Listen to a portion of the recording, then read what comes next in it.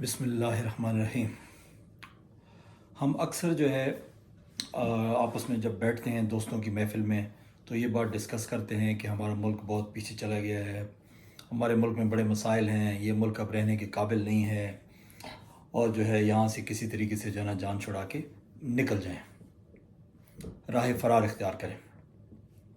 یہ تو ساری باتیں اپنی جگہ پہ درست ہیں، لیکن کوئی اس بات پہ نہیں آتا کہ آخر وجوہات کیا ہیں۔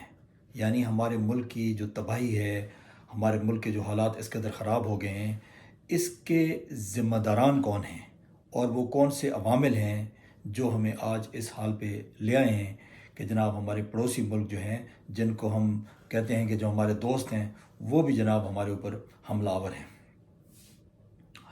تو جناب عالی، اس کی جو ہے نا یقیناً کچھ بڑی سالڈ ریزنز ہیں اور کچھ لوگ اس کے ذمہ داران ہیں۔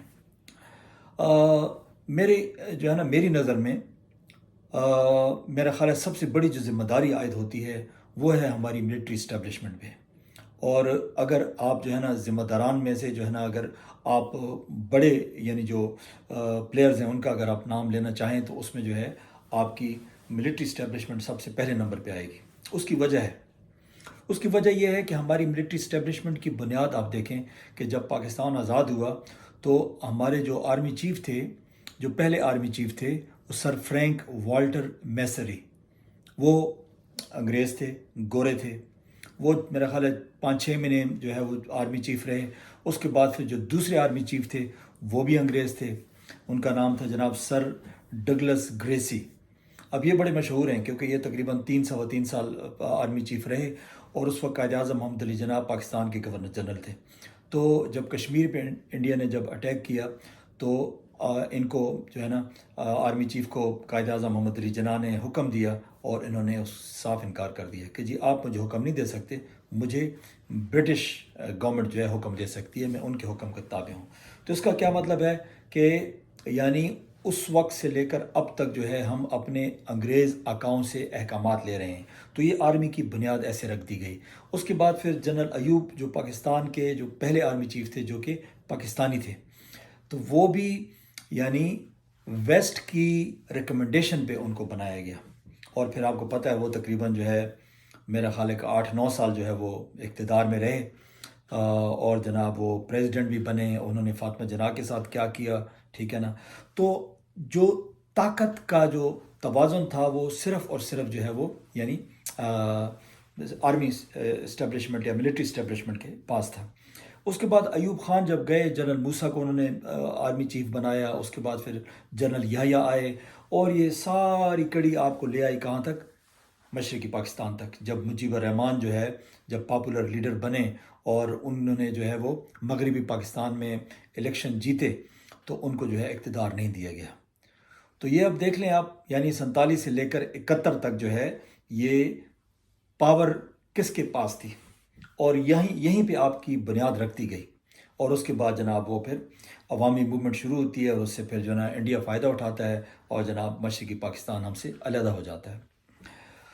تو ادھر سے آپ کو پتہ چلتا ہے کہ آپ کی جو یعنی بڑی طاقتیں ہیں، کس طریقے سے انہوں نے ہمارے ملک کو نقصان پہنچایا۔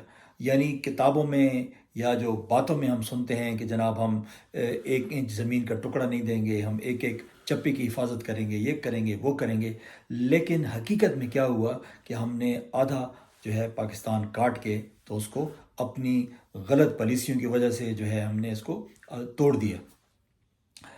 تو جو یہ جو نتیجہ نکلا اس سے پھر ہم نے کوئی سبق بھی نہیں سیکھا۔ یعنی یا تو یہ ہے نا کہ یہ معاملہ یہاں پہ رک جاتا، اس سے ہم سبق حاصل کرتے۔ آج تک جو ہے ملٹری اسٹیبلشمنٹ جو ہے وہ سیاست میں انوالو ہے، اور وہ سیاست سے نکلنے کا نام نہیں لے رہی ہے۔ یعنی سب کچھ جو ہے وہ ہمارے ہاں جو ہے یعنی مینج ہو رہا ہے، اور ابھی تک مینج ہو رہا ہے۔ اچھا جناب، یہ تو ہو گئی جناب پہلی یعنی تباہی کی ذمہ دار قوت۔ پھر آپ دوسری طرف آئیں تو ہماری جو قوم ہے وہ اس کی ذمہ دار ہے۔ اب آپ کہیں گے وہ کیسے؟ وہ ایسے کہ جناب ہمارے اندر منافقت ہے، من حیث القوم، ہم جس میں بھی شامل ہوں، ہم میں وہ मुनाफिकों की तमाम सिफ़ात जो हैं कूट कूट कर भरी हुई हैं। वो कौन सी सिफ़ात हैं? झूठ बोलना, नबी पाक सल्लल्लाहु अलैहि वसल्लम की हदीस है, कोई 4 या 5 सिफ़ात उन्होंने बयान की हैं कि मुनाफिक जो है वो झूठ बोलता है, मुनाफिक वादा खिलाफ़ी करता है, मुनाफिक अमानत में ख़यानत करता है, और मुनाफिक को जब किसी बात पे गुस्सा आ जाता है तो बदज़ुबानी करता है, गाली गलौच देता है। अब आप ये देख लें, आप क्या ये सारी चीज़ें हम में नहीं है एज़ ए कौम? क्या हम झूठ नहीं बोलते हैं? क्या हम वादा खिलाफ़ी नहीं करते हैं? क्या हम अमानत में ख़यानत नहीं करते हैं? क्या हम किसी के साथ जब लड़ते हैं तो जो है गालियाँ नहीं देते हैं? और उसके बाद फिर आप एज ए नेशन देखें, यानी आप लीडरों को भी इसमें ले आएँ कि एज ए नेशन हमारे अंदर कितनी मुनाफ़क़त है। यानी हमने ये मुल्क लिया था जनाब इस्लाम के नाम पे कि जनाब हम जो है इंडिया में मुसलमान अपनी आज़ादाना जो है वो इस्लाम को फॉलो नहीं कर सकेंगे, इसलिए हमें एक अलहदा वतन चाहिए ताकि हम जो है ना कुरान और सुन्नत के मुताबिक इसमें एक ऐसा आइन और ऐसा कानून नाफिज करें ताकि पाकिस्तान के अवाम जो हैं वो इस्लामी कवानीन के मुताबिक अपनी ज़िंदगी बसर कर सकें। क्या आपने वो कवानीन नाफिज किए? क्या आपने अपनी कौम को वाकई जो है इस्लाम के मुताबिक ज़िंदगी गुजारने का मौका दिया, उनको इस काबिल बनाया कि वो इस्लाम के मुताबिक ज़िंदगी गुजारें? आपने तो पता नहीं कौन कौन से इस्लामी कवानीन को वेस्टर्नाइज कर दिया और एंटी इस्लामिक बना दिया। फिर आप देखें जनाब मुनाफ़क़त कि जनाब आपने एक ऐसा झंडा डिज़ाइन किया कि जनाब उसमें आपने बताया कि जनाब ये जनाब इसमें वाइट कलर है, ये हमारी माइनॉरिटीज़ की जो है वो निशानदेही करेगा, ये ग्रीन जो है मेजॉरिटी की निशानदेही करेगा, और जनाब ये चांद तारे जो हैं ये हमारी अज़मत का जो है वो निशान है कि जनाब हम इतनी तरक्की करेंगे, इतनी तरक्की करेंगे कि हम जनाब चांद और तारों को जो है ना मुसख्खर करेंगे और दुनिया में अपना नाम रोशन करेंगे। तो आप देखें कि आपने कितना चांद और तारों को मुसख्खर किया है और आपने दुनिया में कितना अपना नाम रोशन किया है। आप तो तनज़्ज़ुली के दलदल में धंसे जा रहे हैं और पिछले 75 सालों से जो है ना आप मुसलसल नीचे की तरफ अपनी कौम को लेके जा रहे हैं। तो ये आप कैसे कह सकते हैं कि जनाब आपने जो है एज ए कौम आपके अंदर मुनाफ़क़त नहीं है, या जो है आपके जो लीडर्स हैं या आपकी जो आवाम है उनमें मुनाफ़क़त नहीं है? ये सारी चीज़ें इस बात की निशानदेही करती हैं कि हम लोग जो हैं मुनाफिक हैं, हमारे अंदर मुनाफ़क़त की तमाम जो निशानियां हैं वो जो है कूट कूट कर भरी हुई हैं, और ये भी हमारी तबाही की एक बहुत बड़ी वजह है। अच्छा जनाब, फिर तीसरी बात की तरफ आ जाएं कि तीसरी वजह क्या है हमारी तबाही की। तीसरी वजह यह है कि बेसिकली हम जब इंडिया में थे, बरसगीर में थे, तो हम उस वक्त भी ग़ुलाम थे, क्योंकि उससे पहले बादशाहों का सिस्टम था, तो बादशाहों की ग़ुलामी हम करते थे। फिर बादशाहों के जो है वो निज़ाम पे काबिज़ हुई, अंग्रेज़ गवर्नमेंट जो है काबिज़ हो गई, तो वो ब्रिटिश इम्पीरियलिज़म का दौर आया, तो उन्होंने जो है हमें ग़ुलाम बना लिया और जनाब हमारे साथ वही सलूक किया जो ग़ुलामों के साथ किया जाता है, और वही जो इंडिया के जो पुलिस या जो भी एहलकार होते थे वो अपने ही लोगों पर यानी अंग्रेज़ के कहने पर जुल्म करते थे, वो उनको तनख्वाह देते थे और जनाब इस तरह से उन्होंने निज़ाम चलाया। अच्छा, 1947 में अंग्रेज़ बहादुर यहाँ से चला गया और उसके बाद फिर उन्होंने जो है ना निज़ाम ऐसे लोगों के हवाले किया, यानी कायद-ए-आज़म को निकाल के बाकी जो लोग थे उनमें से अक्सर अंग्रेज़ों ही के जो है वो चमचे कड़चे थे या उनके वफ़ादार थे, और वही लोग जो है ना पार्लियामेंट तक आए और उन्हीं लोगों ने जो है मुल्क का नज़म नस्क संभाला, और फिर उन्होंने जो है ना जो जो काम किए वो मगरिब से पूछ के किए। हमारे यहाँ जनरल हमीद गुल साहब की जो है ना वो बात अभी तक जो है ना रिकॉर्ड पे मौजूद है कि उन्होंने कहा था कि पाकिस्तान का आर्मी चीफ अमेरिका की मंजूरी के जो है ना बग़ैर नहीं लग सकता, और यही एक वजह थी कि जनरल हमीद गुल को जो सबसे सीनियर थे आर्मी चीफ नहीं बनाया गया था, क्योंकि वो अमेरिका को पसंद नहीं था। तो जिस मुल्क का आर्मी चीफ एक दूसरे मुल्क की मंजूरी से जो है वो यानी लगे, तो फिर उस मुल्क की ग़ुलामी की क्या कैफियत होगी। उसके अलावा जो है आप अपनी तारीख़ देखें, यानी एम अल कासी कौन था? एम अल कासी एक बलूचिस्तान का एक पख्तून शहरी था, और उसने जो है अमेरिका में CIA के 2 लोगों को कत्ल किया था, और उसकी वजह ये थी कि वो ये कहता था कि भाई अमेरिका ने जो है चूँकि मुसलमानों के ख़िलाफ़ पॉलिसियाँ बना रखी हैं اور مسلمانوں کو ہر جگہ نقصان پہنچا رہا ہے، تو میرے دل میں یہ نفرت تھی اور میں نے اس کا بدلہ لیا ہے۔ تو وہ وہاں سے یہ کارروائی کر کے وہاں سے بھاگ آتا ہے، پاکستان آ جاتا ہے۔ جب پاکستان آتا ہے تو جناب پاکستانی گورنمنٹ اس کو ٹریس کرتی ہے اور امریکہ کے کہنے پہ جناب اس کو اریسٹ کر کے تو امریکہ کے حوالے کرتی ہے، اور اس کے بدلے میں جو ہے وہ ٹھیک ٹھاک ڈالر وصول کرتی ہے۔ تو نواز شریف کا دور ہوتا ہے اور نواز شریف جناب وہ ایم کانسی کو اس کے حوالے کر دیتے ہیں امریکہ کے، اور اس کے بعد پھر وہاں پہ اسے سزائے موت ہو جاتی ہے، اس کو مار دیا جاتا ہے۔ اب سوال یہ پیدا ہوتا ہے کہ آپ کے ملک میں جو ریمنڈ ڈیوس تھا، اس نے بھی تو 2 پاکستانیوں کا قتل کیا تھا، آپ نے تو میرا خیال اس کو مہینہ بھی نہیں رکھا، آپ نے فوراً دے دیا۔ یہ کس چیز کی علامت ہے؟ غلام ہیں بھائی، آپ غلام ہیں، یہ غلامی کی علامت ہے۔ اچھا، اس کے بعد پھر عافیہ صدیقہ کے ساتھ آپ نے عافیہ صدیقی کے ساتھ آپ نے کیا کیا؟ مشرف نے جناب 2008 میں عافیہ صدیقی کو جو ہے وہ جو بھی تھا کہ بھئی جو ہے نا وہ طالبان کے ساتھ ملی ہوئی ہے، کسی بھی اس پہ جو ہے نا اس کو جناب پکڑ کے تو امریکن کے حوالے کر دیا، اور اس وقت جو ہے وہ چونکہ افغانستان میں جو ہے وہ جنگ لڑ رہے تھے تو افغانستان میں لے گئے اس کو، اس کی انٹروگیشن کی، اور وہیں سے اس کو جناب وہ امریکہ لے گئے، اور اس کے 80-85 سال کی جو ہے وہ سزا ہو گئی۔ اور سننے میں آ رہا ہے، جو خبریں آ رہی ہیں کہ اس کے ساتھ بہت برا سلوک ہو رہا ہے، یہاں تک کہ اس کی عزت کو بھی داغدار کیا گیا ہے، یہ نیوز رپورٹس آ رہی ہیں۔ تو یہ کیا ہے؟ یہ غلامی ہے۔ آپ اپنی ماؤں، بہنوں، بیٹیوں کو جب آپ بیچیں گے تو آپ کا کیا خیال ہے کہ آپ کے اوپر جو ہے اللہ تعالیٰ کی رحمت نازل ہوگی؟ اللہ تعالیٰ کی رحمت کبھی نازل نہیں ہوگی، بلکہ آپ دنیا میں رسوا ہوں گے، اور آخرت میں بھی جو ہے نا آپ رسوا ہوں گے جو کچھ آپ کر رہے ہیں۔ اس کے بعد پھر آپ کا جو قدیر خان ہے، ڈاکٹر قدیر خان، جس نے پاکستان کو ایٹمی قوت بنایا، اس کے ساتھ آپ نے کیا کیا؟ یعنی دنیا جو ہے، دنیا ہنستی ہے کہ جناب اپنے ہیرو کو آپ نے زیرو بنایا، اور وجہ کیا تھی؟ وجہ وہی غلامی، کیونکہ جو ہے وہ آپ چونکہ غلام بن چکے تھے، اور آپ نے جو ہے وہ غلامی کا مظاہرہ کیا، کسی اور کے کہنے پہ جو ہے نا آپ نے اس کی تذلیل کی۔ اور اس کے بعد پھر آپ یہ تماشا دیکھیں کہ 2011 میں جب جنرل کیانی، جب وہ آرمی چیف تھے، تو پاکستان کے جو ہے نا کاکول اکیڈمی کے قریب ایبٹ آباد میں جو ہے اسامہ بن لادن کے خلاف آپریشن ہوتا ہے، اور جناب پاکستان کی پوری ملٹری جو ہے وہ جناب سوئی ہوتی ہے، یعنی باہر سے ہیلی کاپٹر آتے ہیں اور جناب اس جگہ کو جو ہے وہ نشانہ بناتے ہیں اور قتل و غارت کرتے ہیں، اور جناب آپریشن کر کے یہاں سے چلے جاتے ہیں۔ ایک ہیلی کاپٹر گرتا ہے، وہ بھی پاکستان بعد میں ان کو واپس کر دیتا ہے۔ اور جناب ہمارے جو زرداری صاحب اس وقت کے پرائم منسٹر تھے، وہ جناب امریکہ کو مبارکباد دے رہے ہیں کہ جناب آپ نے بڑا کارنامہ کیا ہے، جناب آپ نے جو ہے نا یہ غلامی نہیں ہے تو کیا ہے؟ مطلب غلامی کیا، اس کے سر پہ سینگ نکلیں گے، یا مطلب ہے کہ اس کی کوئی خوفناک قسم کی جنات والی صورت ہوگی، کیا ہوگی؟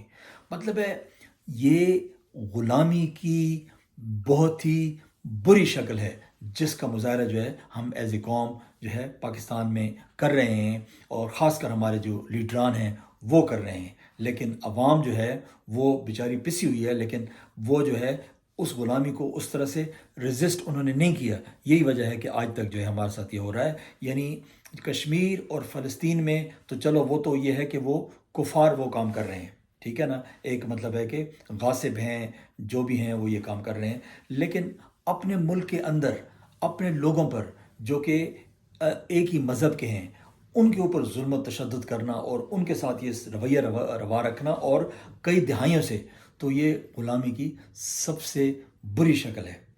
اور پھر آخر میں جو ہے ایک جو ہے بہت بڑی جو اس میں حصہ ہے، وہ ہے ہماری عدالتوں کا۔ ہماری عدالتوں نے جو ہے ایک فیسیلیٹیٹر کا کردار ادا کیا ہے، یعنی ایک غلط فیصلہ ہوتا ہے، عدالت جو ہے وہ اس غلط فیصلے کے اوپر کور ڈال لیتی ہیں۔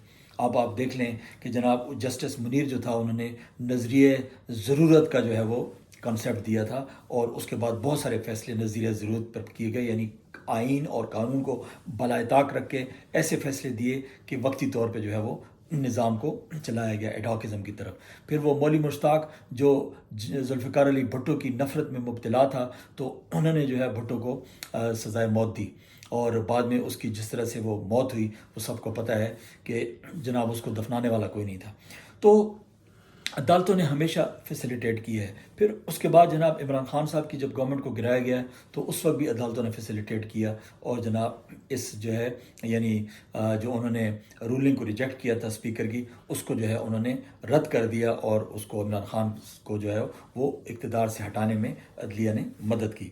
اس کے بعد پھر اب جناب قاضی صاحب کی عدالت نے کیا کیا, یعنی گوگل کی جو ہے وہ اگر جو ہے وہ آپ سرچ انجن دیکھیں تو اس میں وہ کہتے ہیں کہ جناب 78% جو عوام ہے وہ عمران خان کی یعنی وہ اس کو سرچ کر رہی ہے کہ بھی پی ٹی آئی کا سمبل کیا ہوگا, ووٹ کس کو دینا ہے کس کو نہیں دینا ہے, اور نون لیگ کی 13% ہے. تو گوگل یہ کہہ رہا ہے کہ اقتدار جو ہے وہ 13% پارٹی کو جو ہے وہ دیا جا رہا ہے, 78% کو بالکل نظر انداز کیا جا رہا ہے. تو یہ تو سلسلہ چل رہا ہے, لیکن قاضی صاحب نے کیا کیا کہ اس 78% کو, میں 78 نہیں کہتا ہوں, میں 70 کہتا ہوں, میں کہتا ہوں چلے 70% ہے, 70% عوام کو قاضی صاحب نے جناب ان سے ان کا انتخابی نشان چھین لیا ہے اور غیر قانونی چھینا ہے. 100% غیر قانونی چھینا ہے. اس کی بہت ساری وجوہات ہیں. نمبر 1 ان کی جناب نواز شریف صاحب کے ساتھ دوستی ہے, جتنے بھی اس سے پہلے فیصلے کیے ہیں سب نواز شریف صاحب کے حق میں کیے ہیں. پھر جناب ان کے 3 جو اپارٹمنٹ لندن میں جو ہے وہ انہوں نے بنائے ہیں, اس کی رسیدیں انہوں نے نہیں دی ہیں, نہ اس کیس کو انہوں نے ڈیفینڈ کیا ہے. یہ 2 ہو گئی. اور پھر تیسری عمران خان کے ساتھ ان کی گرج ہے کیونکہ عمران خان نے ان کے خلاف ریفرنس بھیجا تھا. تو یہ ساری چیزیں ثابت کرتی ہیں کہ جناب قاضی صاحب جو ہے آن بورڈ ہیں, اور یہ سارے مل کے جو ہے عمران خان صاحب اور اس کی پارٹی کو جو ہے وہ بالکل یعنی کھڈے لائن لگانا چاہتے ہیں. اس کی وجہ کیا ہے کہ عمران خان صاحب جو ہے وہ عوام کو طاقت دے رہے ہیں. آج عوام میں جتنا شعور ہے, آج عوام کو جتنا یعنی پتہ ہے کہ بھئی کیا ہو رہا ہے, کہ مجھ جیسا آدمی جو ہے جس کو ان چیزوں کا نہیں پتہ تھا, لیکن یہ اب پتہ چلا ہے کہ بھی پاکستان کے ساتھ یہ سب کیا ہو رہا ہے, اب ہمیں پتہ چلا. اور اسی طریقے سے آج کل ایک بچے کو پتہ ہے کہ ہمارے ساتھ اصل میں ہوا کیا ہے. تو یہ سب کچھ جو ہے یہ ساری وجوہات ہیں جن کی وجہ سے پاکستان آج تباہی کے دہانے پہ پہنچا ہے, اور اس میں عدلیہ کا بہت بڑا رول ہے. اور ان ججوں کو جو ہے جب بھی پاکستان کی جب آزادی کے بعد, جب حقیقی آزادی کے بعد جب بھی تاریخ لکھی جائے گی تو ان ججوں کا نام اس میں ضرور شامل ہوگا. اور اس میں قاضی فائز عیسیٰ بھی میرے خیال ہے کہ ٹاپ کے جو 2-3 ججز ہوں گے ان میں ان کا نام جو ہے وہ ہوگا. تو اب جناب صورتحال یہ ہے کہ 8 فروری کو جو ہے الیکشن ہو رہے ہیں, اور عوام کے پاس ایک آخری چانس ہے, ایک آخری موقع ہے. یعنی اگر آپ نے جو ہے اس موقع سے بھرپور فائدہ اٹھاتے ہوئے حقدار کو اس کا حق دیا اور اپنی آزادی کے لیے جو ہے نا آپ نے عمران خان صاحب کو ووٹ دیا, چاہے وہ اس کی پارٹی میں کوئی بھی کھڑا ہو, چاہے اس کا کوئی بھی نشان ہو, آپ نے یہ آپ کی ذمہ داری ہے کہ آپ نے اس کینڈیڈیٹ کو آپ نے جو ہے صوبائی اسمبلیوں اور قومی اسمبلیوں کے کینڈیڈیٹ کو آپ نے آئیڈینٹیفائی کرنا ہے, ان کی شناخت کرنی ہے, ان کے نشانوں کی تحقیق کرنی ہے, اور ان کو جناب آپ نے جتوانا ہے. یہ آپ کی ذمہ داری ہے. اگر آپ نے ایسا نہ کیا تو یقین جانیں کہ پھر 70-75 سال آپ مزید پیچھے کی طرف جائیں گے. پہلے آپ نے شہباز شریف کی حکومت دیکھی ہے, اب ان کی بچوں کی پھر حکومت آئے گی, اور اسی طرح وہ زرداری, مولانا فضل الرحمان اور یہ سب مل کے جو ہے آپ کو لوٹتے رہیں گے. تو آج کا یہ جناب میسج آپ کے لیے, اگر آپ میں تھوڑی بہت بھی عقل جو رہ گئی ہے اس کا استعمال کریں اور اس نظام کو بدلیں, اور اس الیکشن میں جو ہے ایک سافٹ انقلاب لے کر آئیں. بہت بہت شکریہ, اور اگر ہو سکے تو اس چینل کو ضرور سبسکرائب کیجیے گا. میں آپ کی طرح کا ایک جو ہے عام سا آدمی ہوں, اور صرف کوشش یہی ہے کہ اپنے ملک کی لوگوں تک جو ہے وہ جتنا میرے پاس نالج ہے یا جو شعور ہے اس کو میں بانٹوں. بہت بہت شکریہ. اللہ حافظ.